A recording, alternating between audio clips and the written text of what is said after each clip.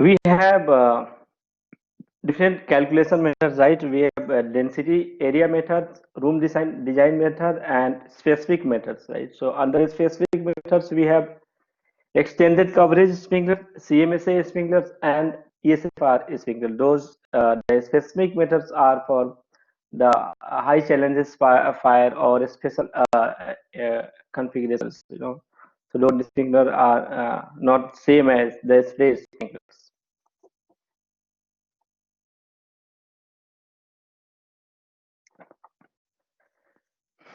Now we have a system configuration, right? So we discussed in the previous class also that there are three types of system. We have three configurations: gridded one, and the last which one we have the looped one.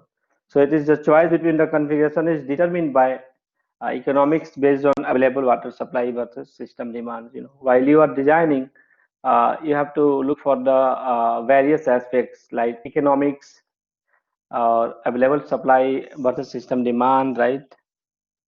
If you can see that gridded is the complex loops, and it can be performed using a computer software like Elite or PipeNet.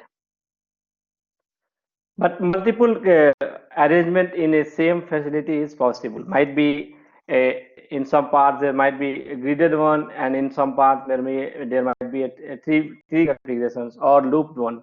So multiple configuration is possible. Then we have the impact of pressure. We discussed in the hydraulics for fire protection that to lift water to some height, we need pressure. So we need 1 psi to lift a water at a height of 2.3 feet, or we need 1 bar to push water up to 10-meter height. This is what the basics of hydraulics is.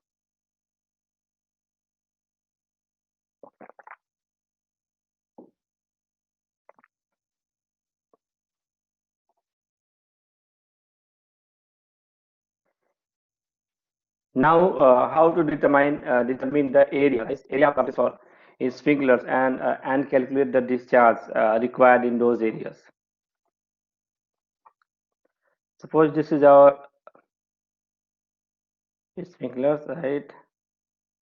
And this sprinkler is covering this circular shape, and we can see the sprinklers. The distance between two sprinkler lines is 3.1 meter, and distance between two sprinklers is 4 meters. Right, so if you multiplying 3.1 by 4, it will be 12.4 square meters, and 6.1 per minute multiplied by 12.4 square meters will be equal to 75.6 lpm. So for this sprinkler, right,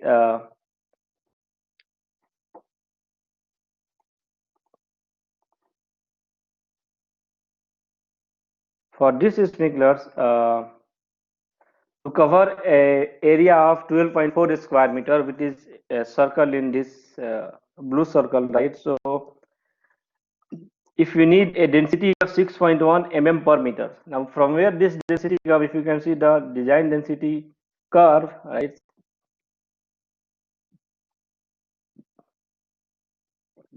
Here is a 6.1 per minute if it is a ordinary hazard one. So if we need a density of 6.1 per minute, so we have to multiply that to the total area which is protected by the sprinkler. So the one sprinkler at this location to get a density like 6.1 thickness of water on the surface in those circles should be achieved by flow from a sprinkler at 75.6 lpm. This is the other way of determining the water requirement in one areas. So based on that, if you have multiple sprinklers in your hydraulic design area, just multiply those by 75.6 and you will come to some solution.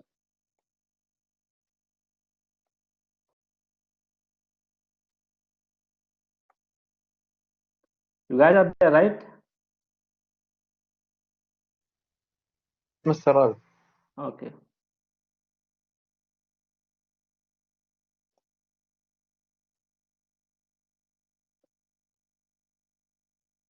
So this is all about the maximum area protection by one sprinkler and required discharge in mm per minute of the thickness at the floor.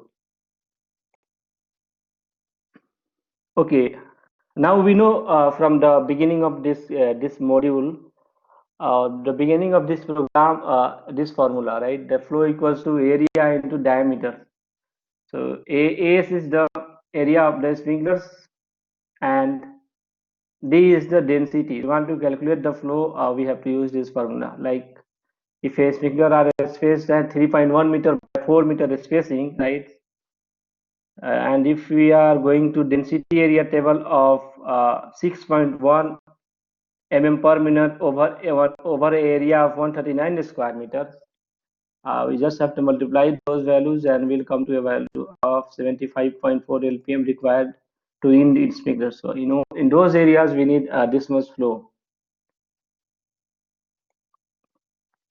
And this design density we already discussed in the previous, the density at the top in mm per minute of water, right? So it is normally like, this, if this is your floor, I'm just giving you the sectional view.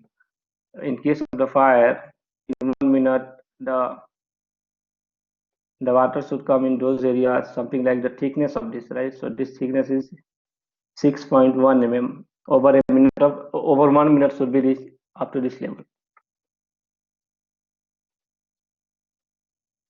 And here we have a formula for K factor, right? Q is equal to K root P, or P is equal to Q over root P. This P went somewhere else in the slide, but I think you guys remember this formula, right? So we have just one example for the K factor, right? If our sprinkler is of K200 and we used in design, so hydraulic design indicates the water supply deliver 1.7 bar to sprinklers, right? So at 1.7 bar, what is the flow coming from one sprinkler? The flow from one sprinkler at 1.7 bar is 260 liter per minute, right? So this flow, if you are multiplying by GPM, it is something around 60 to 70 GPM of flow from one sprinkler. This is how we have to calculate. And then Mr. Rabi, how possible K equal 200? no, this we have to select. We have to select the sprinkler first, and then only we have to calculate this one. This is the first criteria. Or the second criteria is that, based on this design density, right? Suppose I discussed in the previous, if you selected one sprinkler, right, and the coverage of the sprinkler required 6.1 mm. If you calculate that one 6.1 over the area, we got 75.6 lpm. Now, if you are dividing 75 to the GPM, right? 75 divided by 3.75, we have 20 GPM. So we need 20 GPM in these areas. We need 20 GPM of water by this sprinkler over these areas, right? So we have to assume how much pressure we need for that one, right? So if we have pressure available at this one from the hydraulic calculation, if we can found, and the flow we know from the total area of protection by one sprinkler, we can just do the calculation and we can size the flow requirement for from one sprinkler, which is around, just wait a minute, which is around 260 lpm, right? No, in the previous example we need 20 GPM, right? Let me do exercise at this one. So this is one single sprinkler and it is covering some areas based on NFPA design, and this area required high discharge of water, right? High discharge in the sense from the density curve, it required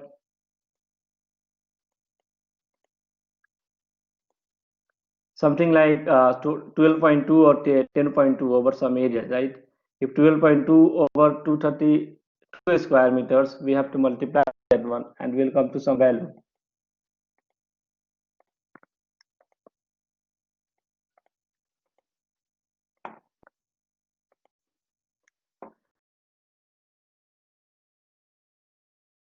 density requirement over certain area by one sprinkler, so we have to come to the K factor by keeping in mind, if we know that from our hydraulic calculation software, how much pressure we need at this sprinkler, right?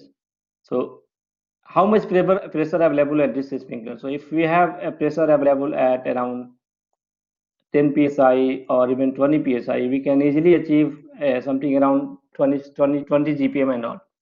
But if you can see this requirement 260 LPM, it is much more higher than 20 GPM. This is something around 70 GPM.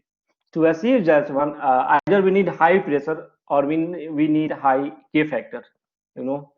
So I think we need the K factor of higher capacity at this location, not the 5.6. We might need a K factor of 8.6 or maybe more than that. So this requirement normally comes under high challenges fire in the warehouses. Yes, Ahmad. Yes, it is clear now. Okay. And here we have Hagen-Williams softwares, Hagen-Williams friction loss calculation formula we discussed in hydraulics, right? And we are just going in short. This is the formula for calculating the friction loss in bar per meter of pipe. We have the flow at the top, we have the C factor at the bottom, and diameter of the pipe at the bottom. So if you can see the Q at the top, the higher the Q, right? The higher the Q will get the higher friction loss, right? The higher the flow, the higher the friction loss, or the diameter. If you can see at the bottom, right? So if diameter of the pipe is getting higher, the friction loss will be less, and similarly the C factor. And the second formula we have Darcy-Weismann's formula. So the second one we are only using when we have viscous fluid, something like antifreeze system. Antifreeze system or foam system, we need to calculate those areas by Darcy-Weismann's formula. But most of the software have standard formula in Hagen-Williams and Darcy-Weismann's. We just have to use which formula we are going to use for which kind of the applications.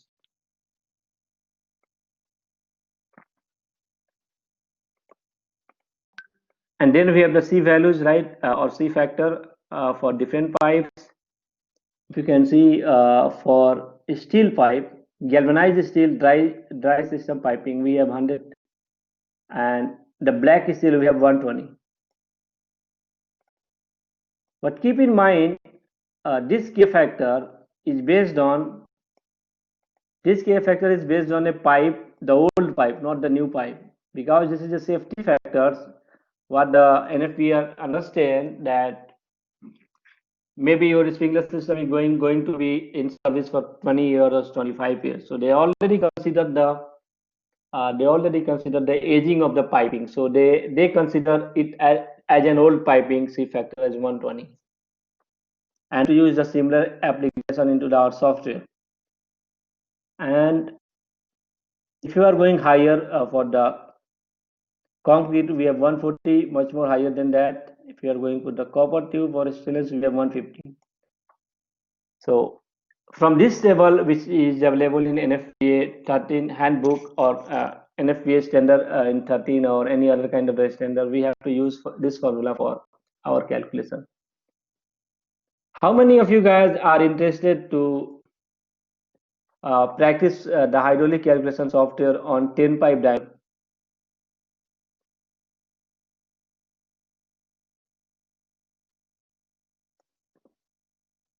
I think I will recommend you guys, just to download the 10 pipe node, and we'll just put a pipe and 2 or 3 sprinklers into that, right? We'll change the K factor of the sprinklers, and we'll simulate some flow that more than enough for us to understand how to design the system, right? Yeah, it will not design a actual system, but it will give us an idea to understand how we have to put the things in the software. We may do this on coming end of this week on Thursday. This calculation will be done. and maybe after that you will get a lots of lots of clarity regarding those software calculation and all. Yes, Elite program makes everything easy يعني. Yeah, You yeah, can easy. learn everything you want. Yes. Yeah, Ahmad have some experience in that, right? Not really, but Yeah. just just Okay. a few videos on YouTube يعني. Not that much. There is some Egyptian guy who is doing the video, right? Of course, Egyptian.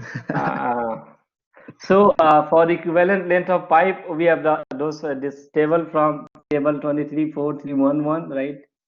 This is for schedule 40 pipes. We discussed in the hydraulics how to calculate the friction loss into the piping and how to modify that one. We discussed this one in the hydraulics, so we are just going to skip this one.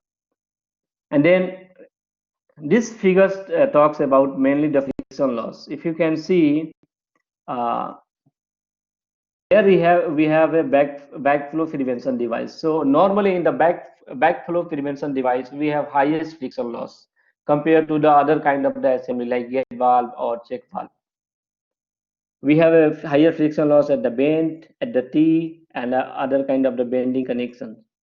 So keep in mind when you are designing your system, we have to make sure we have put the exact number of fittings and the valves into our software to get the exact value. Otherwise, you are just putting the piping and not including any elbows. Uh, the friction loss will not be accurate. So maybe after the actual performance, the pump may fail to provide the exact pressure requirement at a design flow.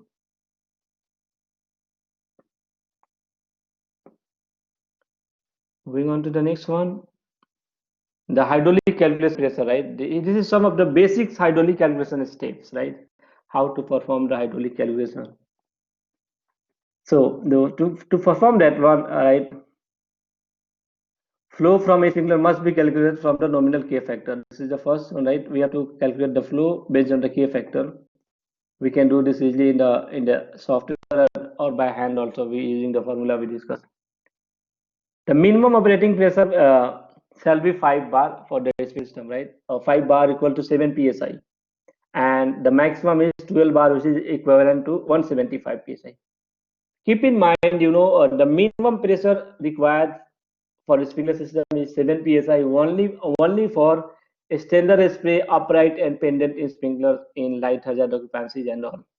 If you are going to the special kind of sprinklers like ESFR or CMSA sprinklers or other kinds of high challenges fire designed sprinklers, in those areas, chapter 12 to chapter 22 of NFPA 13 says that in certain application pressure might require sometimes 75 psi. The one sprinkler will need 75 psi to produce the large quantity of water, maybe 100 GPM or 150 GPM from one sprinkler. Those are the high challenges fire. So we have to be careful regarding the application and all. We mainly say 7 psi for the light hazard occupancies, ordinary hazard occupancies where we have limited combustible, or standard spray sprinklers, not for those high challenges fire sprinklers like ESFR or control mode specific application sprinklers, right? So the bottom is the 7 psi, but in some application it may go up to 75 psi. So this is why the one who is designing the system, he have to make sure what is the type of system he is going to design, or what is the hazard protected by this sprinkler system. So the first step, basic calculation steps, we have to determine the hazard classification, right? Light hazard, ordinary or extra hazard, or maybe some storage application. Class commodities to class 4 or group A plastics, B and C plastics. After that, determine the remote area and coverage for sprinklers, right? The hydraulically designed remote area, the one we discussed yesterday, should be like a rectangular shape. And what is the coverage coming from the one sprinklers, and then calculate required minimum flow at end sprinklers. So that node one, the one at the most far distance, we have to calculate the flow required at that one, and then what is the pressure required at that one, right? And what is the friction loss between the first and second sprinklers? This is something like we are talking about, performing the calculation by manual, we're getting some idea.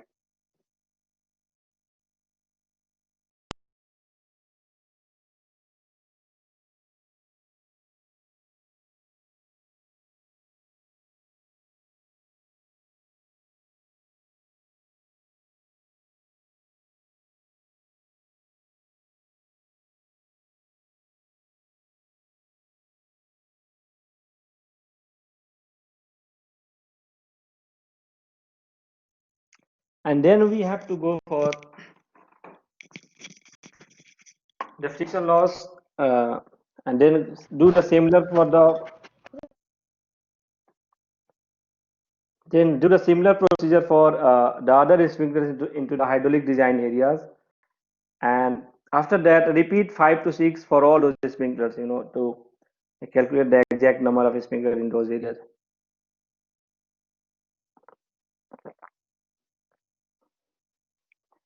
So we have the three formula to do that one by, the first one is the area of discharge, area of coverage by one sprinklers, right? The second one, we have the discharge from one sprinkler based on the area of discharge into the density, and the last one is the flow from a sprinkler based on K over root P. This is the K factor formulas. This one came again, we discussed in the beginning. So in this one, if you are considering this is the most remote location applications sprinklers, this one, right? So this is expressed by 3.1 meter from one sprinkler and 4 meter from the another one, right? So 3.1 by 4. If you multiplying 3.1 by 4, we'll be getting 12.4 square meter, and then design multiplied by the density requirement in those areas. So we got 75.6 LPM required from one single sprinkler. So how much total sprinkler we have, based on that we can calculate the total flow, right? And these are some of the formulas, the one we discussed in the beginning.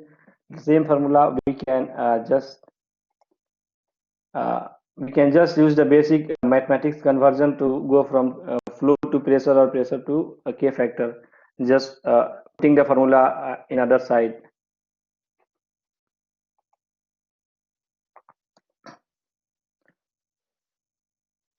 This one we already discussed, I think, right? Hydraulic system hose allowances, we discussed that one. Now we moving on to the pipe schedule method. Pipe schedule method we discussed in detail while we were discussing into when we were discussing into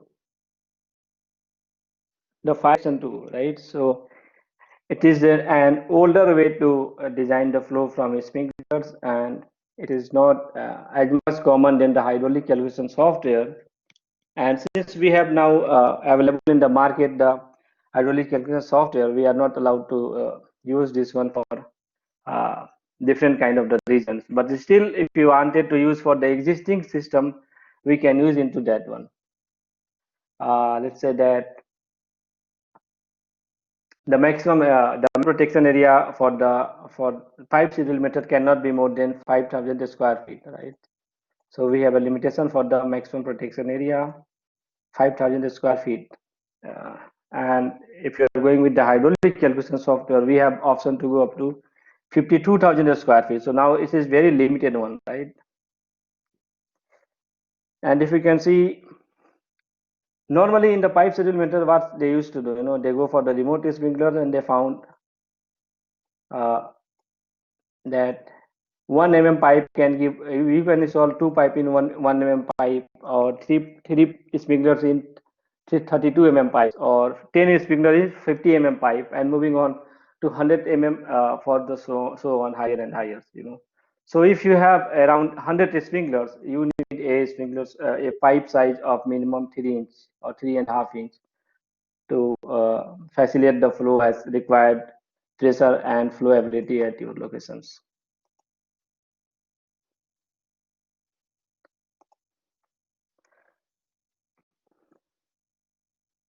Pipe schedule method we cannot use for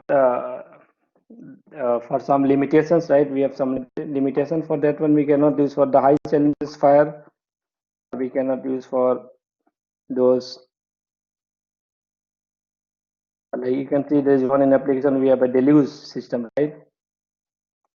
Deluge system or exposure protection, or maybe the in-rack sprinkler system. The in-rack sprinkler system, we cannot use five schedule method in those areas. Warehouse system must be hydraulically calculated, right? So the idea about that, it is critical to note that this system cannot be utilized or acceptable in warehouses or extra hazard occupancies without supportive hydraulic calculations. Although extra hazard pipe schedule system had been previously accepted, it was accepted previously, but in this age of software and all calculations, we better to not go with this pipe schedule system. And also, none of the ASJ will accept this one now. If you design with the pipe schedule system, even those the civil defense will also not accept those calculations. They will say directly to just go and perform your calculation with some listed software, something like PipeNet, HAAS, or Elite. So the limitation is here, right? For the 5 schedule methods, we have the limitation. Uh, it can be used for the renovation of the projects, right? If you have existing pipe schedule system into your facilities, we can add something into that with the pipe schedule system, the first one, and the area cannot be more than 500 square feet, right? So we have to be careful regarding that. If areas go more than 500 square feet, we have to mainly talk about the residual pressure, which is something like 50 psi. Now here we have the pressure requirement for pipe schedule system. If you can see, uh, for the light hazard, minimum residual pressure is 15 psi. Now it is not the 7 psi, the one we discussed, and for the ordinary hazard it is a 20 psi. So the pressure requirement goes further higher for area up to 5,000 square feet. If it goes much more higher than that, maybe we need 50 psi residual pressure, which need might be not possible at the highest level of the sprinklers to protect your facility.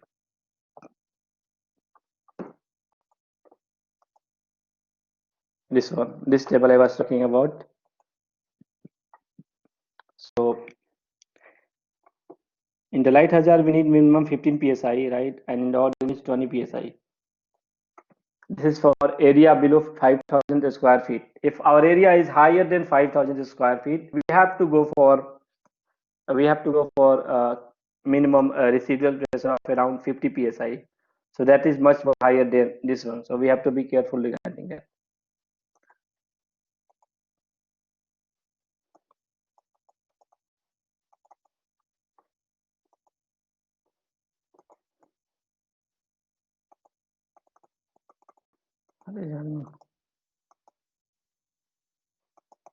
Just wait a moment. I don't know.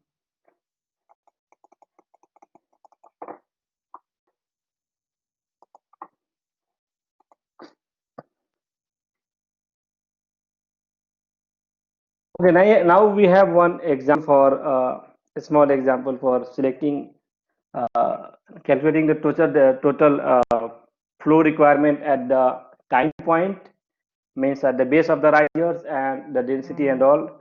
It's like one small example. We can have some idea regarding the sprinkler system design.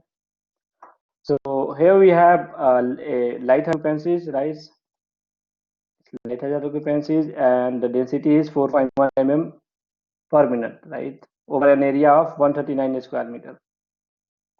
As for this table, right? As for this table, we need 4.1 mm per minute over an area of 1500 square feet. So what should be the flow required for complete areas? So simply we have to multiply total area into the density. We have to get around 560 lpm for this application. This is the minimum flow required in those areas. 560 divided over 3.75 to convert to the US GPM. We need around 150 GPM for this sprinkler, excluding the hose allowances, which we have in the right side of this screen. Now we have to calculate for the minimum water demand, which is sprinkler flow plus hose stream, right? Is almost equal to 379 LPM, which is for 4,000 occupancies, we need at least 100 GPM allowances. So combining together, we have 949 LPM or 253 GPMs. Now this is our requirement. So minimum water supply shall be greater than the water demand, right? It shall be greater than 949 GPM at the riser, at the base of the risers. And this one we can be this one we can get from the pump supply, or we have to get this from the hydraulic calculation report, that what is the pressure we are getting at the connection point, right? So suppose this is where your warehouse, and you are not is not under warehouse, this is your office, and around those we have a loop, we have a fire water loop going beyond that. This is the existing one, and this is our demand. Now our demand is 949 GPM for this building, right? So we have to connect the speaker piping at this location somewhere like this. Okay, we have to get those information from maybe the previous available hydraulic calculation report or ident flow test, right? We are doing the flow test to make sure that at what pressure we are getting this much flow. So if those are higher than our requirement for the sprinkler system, it is okay and acceptable. Keep in mind, those hydraulic report, those hydrant flow tests shall not be more than 1 year old. So it is not valid for valid after 1 year. If you have done hydrant flow test 1 year back, it might not be acceptable. We have to do again the hydrant flow test to support the requirement at our system. So for charging the tank, right? As for the NFPA 13s, if you are referring this table, we need only 30-minute duration for the light hazard occupancies, right? So if we have to just multiply, we have to just multiply uh,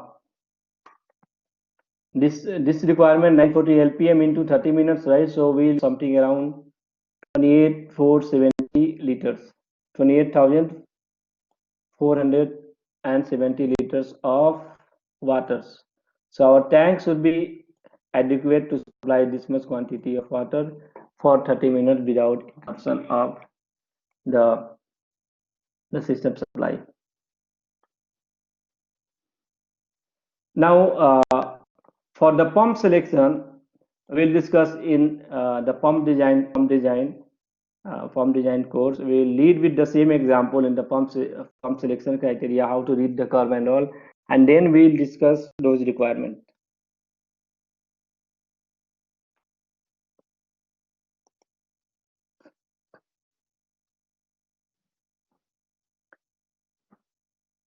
Moving on to the hangers, right? Moving on to the hangers and bracings, like giving the support to your fire protection system. So it must meet the requirement of section 9.1 or be certified by a registered engineer, right? So meaning of the registered engineer is the one who is certified, maybe the professional engineers, maybe a P licensed engineer who have authority to review those plan and stamp their approvals. So it should be ISO 9.1 of NFPA 13, or it should be approved by some of the P licensed engineers.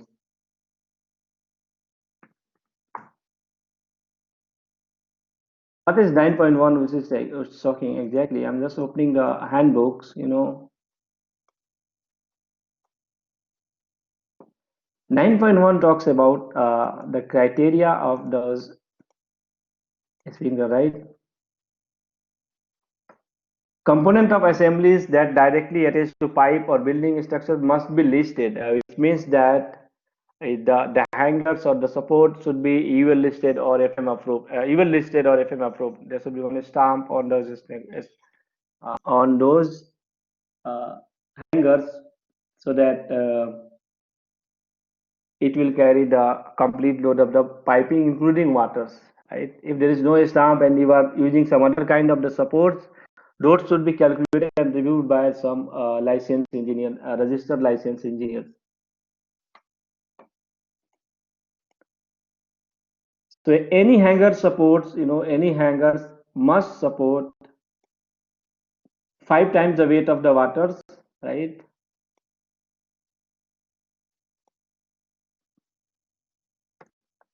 5 times the weight of the waters plus 250 pound at each point of piping support, 15 lbs at support, and following the specific requirement found in chapter 9. So this is the basic requirement of all the hangers design. We have to calculate those requirements. Now, how to know that if the water is filled with the piping, what will be the weight of that one? It is just if you have to just go with the diameter of the pipe, right? The data sheet will say what is the weight of the pipe, including water, based on the diameters. So if it's a 4 inch pipe, we can easily refer the data sheet and found the weight. So multiply those weight by the 5 times plus 250 pound at each point connection site near the support. Follow the spacing requirement found in chapter 9.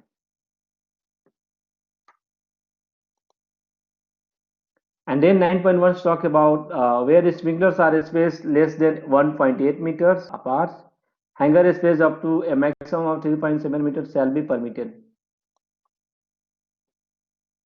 A starter length less than 1.8 meters shall not require a hanger unless on the in line of side face system. Are this talking exactly? Suppose this is your main piping, right? The cross, suppose a gridded one is a main piping, and this is our first piping, right? So after this one, if the length is around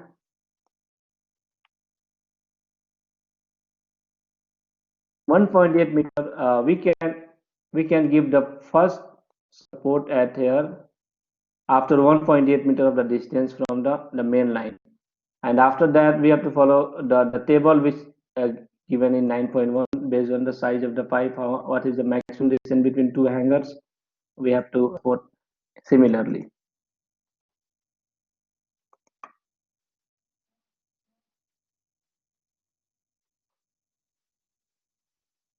And all the hangers shall be ferrous type of the material, meaning that it must be steel materials, right?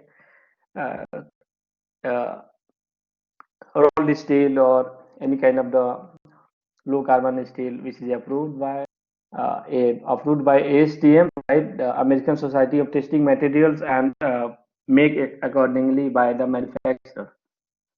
So those should be the fairest one, and this distance should be at least we can leave up to 1.8 meters by putting the first sprinkler. Now they are talking if your sprinkler is upright sprinklers, right? If your sprinkler is upright, and here we have this our deflectors. So NFPA says that the minimum distance between the center line of an upright sprinkler shall not be less than 3 inches. So this is the center line of the deflectors. This is our one hangers, right, supporting the pipe. It should be at least FR of around 75 mm or 3 inch. We need at least 3 inch distance between the deflector sprinkler and the first support to avoid the obstruction criteria as required.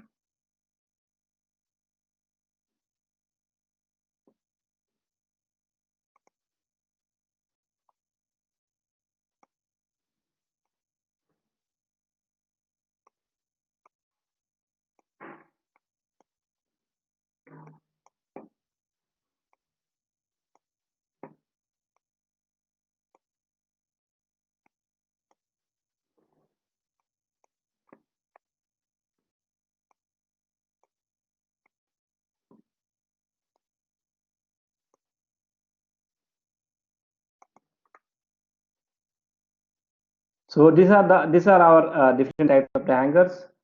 Adjustable one, this hangers, split, riser clamp, and pipe clamp. Different kind of the hangers are possible, and there is no problem with that. We can install any kind of those hangers based on the requirement for our projects, right? So if you can see the table, it is 9.2.2.1 table B of chapter 9 of NFPA 13s. In the row, they have given the pipe size, right? Nominal pipe size in mm, 20 mm, 25, and so on up to 200 mm. And in the column, they have given the types of the pipe, right? If it is a steel pipe or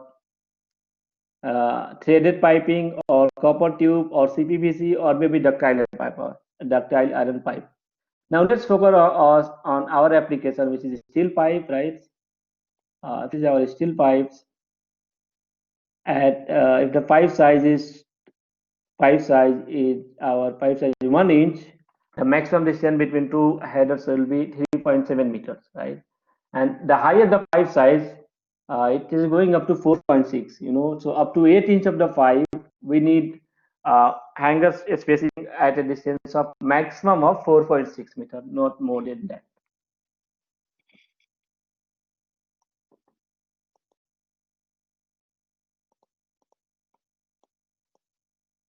And this is the listing requirement for the hangers, right? So if it is coming from the manufacturer, the complete assembly should be listed by UL or FM.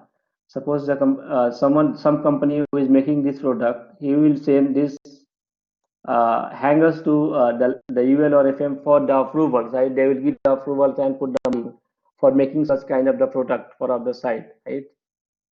So it should be you have to look for the marking, right? If the marking is not accurate, it means that if there is no marking UL or FM and the market is you have this kind of the product in your project, it means that this product is not listed by those, and you cannot rely on them. You cannot trust them.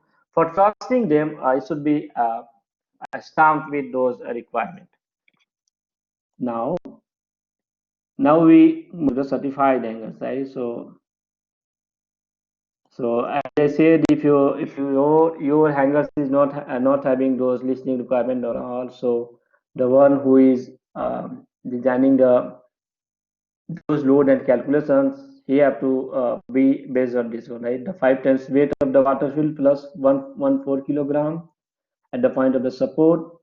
A testing requirement as per NFPA limit should be ferrous components and approved by a authorities having jurisdiction for the projects. Mr. Rabi, you mean I can't trust the person who installed this parsing unless it is listed? Yeah, listed by UL or FM. Yes, you have to see the marking on those. There is a marking on this hangers. It will show it is approved by UL or FM. If those marking is not there, you cannot, because this might be local manufacturer product and maybe it will damage by time to time. Who knows? So we have to look for that one. Or either it should be a certified hangers. Means certified hangers without those are not approved by those FM Global or UL, but it is approved by a licensed engineer. Licensed P engineers who review the plan based on those NFPA requirement. He put his stamp on all those hangers. In the drawing sheet, he have put the stamp on those hangers that I have calculated this based on the requirement of the piping, water and size, and it will be working as per those load criteria. So it will be also acceptable. The one you can see here, it is not the approved one. This is made by some of the professional engineers, and he certified that it is able to withstand this load. Okay.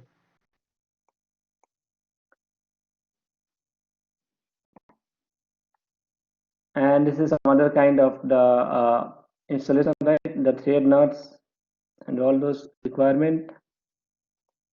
9.1.3, just let me look at 9.1.3 what is talking.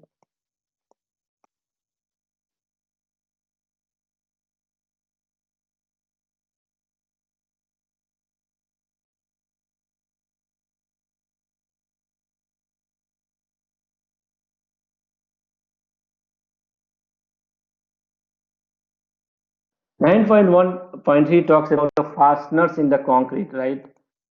They are mainly talking about these fasteners, right, in the concrete regarding the requirement of the fasteners for those concrete. What should be the requirement and all? You have to refer 9.1.3.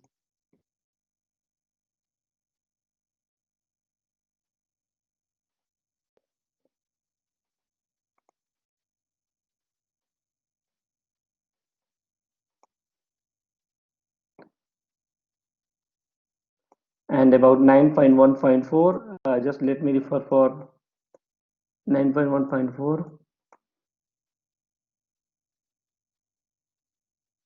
9.1.4 talk the fastener in steel, right? This fastener is in the concrete one.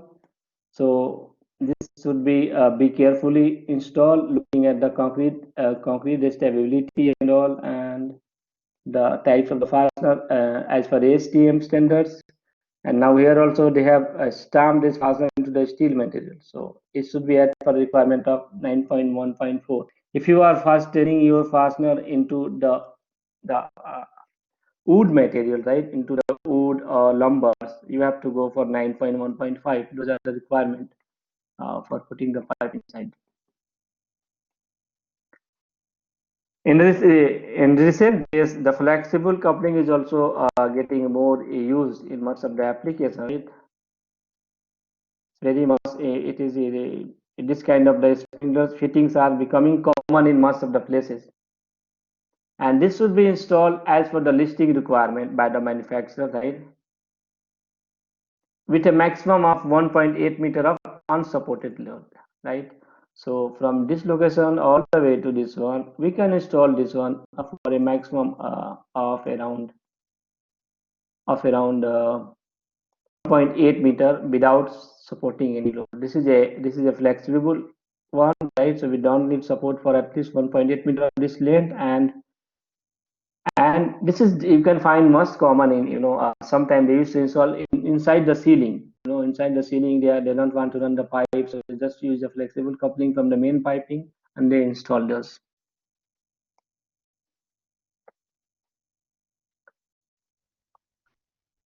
And sometimes at the end of the pipe, they not need to add another branch, so they just use the flexible bus. At the end of the pipe, in the sprinkler branch line, you mean talking this one? This is one sprinkler, this is second one, right? No, sometimes at the end there is a sprinkler in a place that's not need to install another pipe, so they just use Yeah, it. to avoiding the pipe hangers and support, they just use maybe up to 1.8 meters. It's acceptable. Exactly. Yeah, it's acceptable.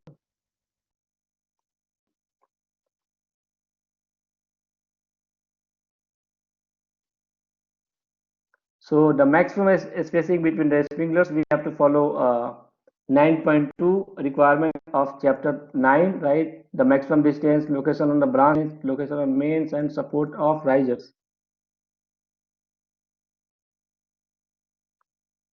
If you can see this one, right, 9.23 talks about the stamping of the sprinkler inside the hangers, and then 2.4 we discussed, they are put into a steel, should be as per 9.2.4. 9.2.5 is talking about the riser support, the sprinkler risers or maybe standpipe system risers. 9.2.43 and 9.2.3.443 talks about what is the acceptable distance which can be left without the sprinklers after the last hanger. So, sorry, we are here, right?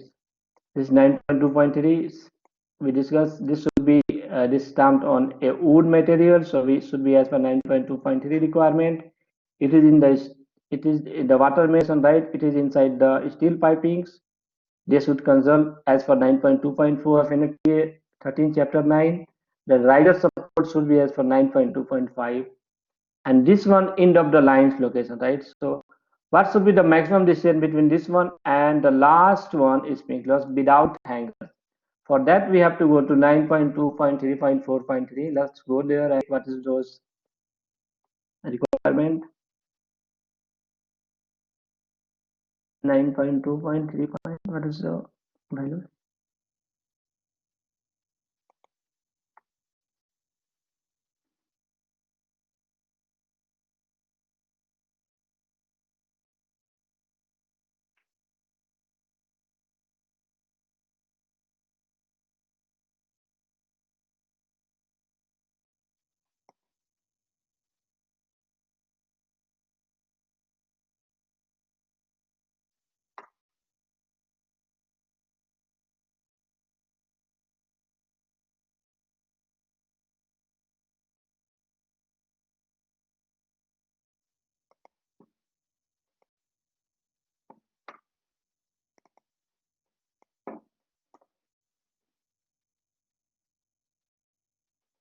Okay, so 9.2.3 talks about for a steel pipe, the unsupported horizontal length between the end sprinkler and the last hangers, from this hangers to the end one, is based on the pipe size. What is the pipe size and what is was allowance.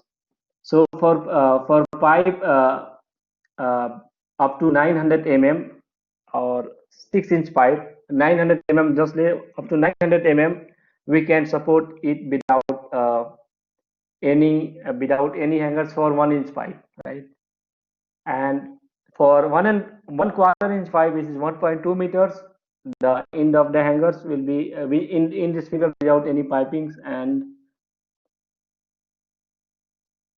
1.5 meters for 1.5 inch or pipe, right? So if this pipe is 1 inch without any support, should be only allowed up to 900 mm. And if it is larger than 1.5 inch, it is 40 mm, right? So we have to go for a maximum of 1.5. If it is going higher than that, maybe during discharge, if you are not installing during discharge, you started shaking in all those directions, due to the high force coming from the water pressure, and maybe the water profile will be not achieved to fight the fire.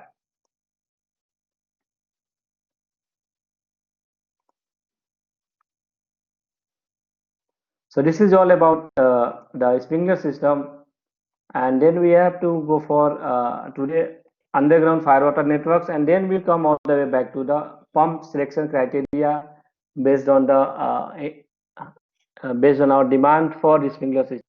We'll discuss that one in example, and we'll carry on that. I'll just attach those file here now.